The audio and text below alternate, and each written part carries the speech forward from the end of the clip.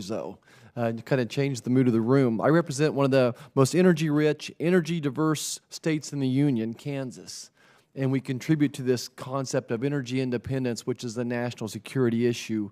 We're blessed with some rich oil fields, natural gas. Those people are becoming more precise, more efficient in their efforts, and cleaner every day.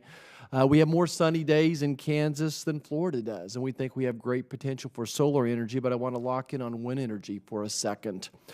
Wind energy now represents about 35% of the energy production in Kansas, and we're now able to export energy. We're happy to send that energy down to my friends in Texas and up to Chicago as well. I remember sitting in a Rotary meeting 25 years ago, and the person that ran the local co-op for energy production said, "My gosh, wind energy will never work. It just is. It doesn't blow all the time, and we'll never be able to solve the problems." So now we have those wind farms pretty much across the state of the Kansas, and as we know, the wind blows somewhere in Kansas most every day. And now we're building those interstate highways of being able to transport that energy down and out, which has been a big challenge for us.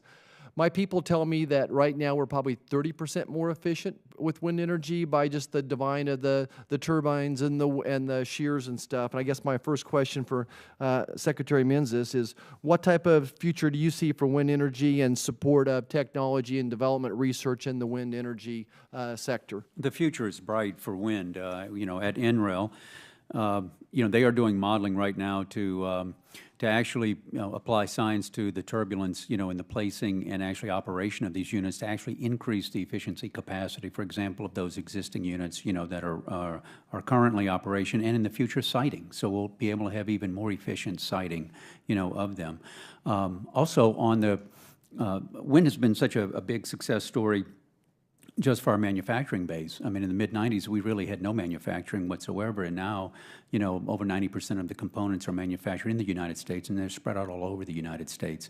You know, one of the components is the nacelle, and so we hope that, you know, while we import a lot of the component parts of the nacelle in the wind turbines, that we're hoping that with our labs, we can actually be able to do more efficient manufacturing so that we can really just manufacture them here and not have to import them.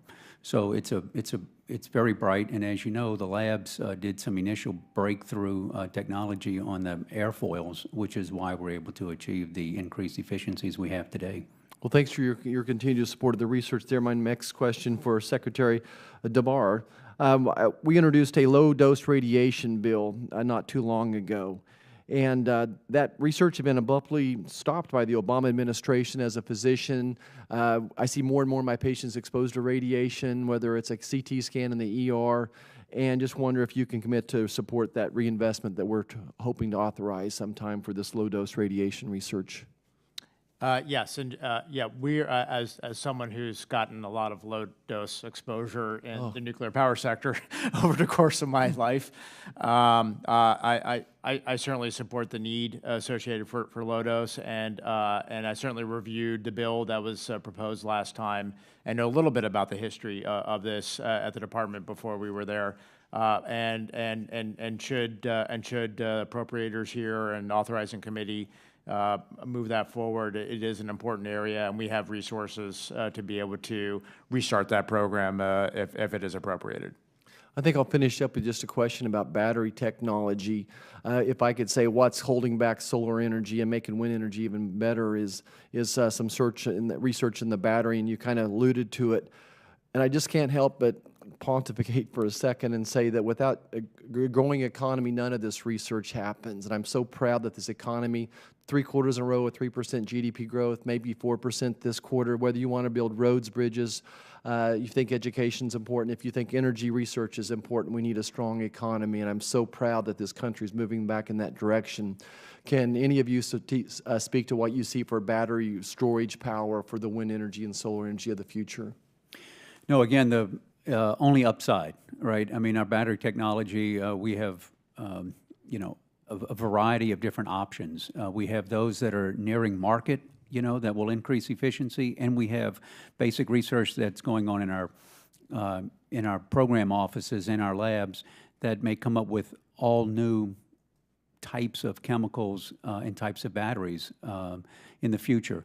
We have the Beyond Lithium program, for example. So we see a bright future, but we do see there's a bit of urgency in here because really it's the battery technology that will be the breakthrough technology that will certainly, with respect to electricity distribution, it will solve a lot of the siting problems that we have today. So we're all looking forward to breakthroughs and commercialization of battery technology.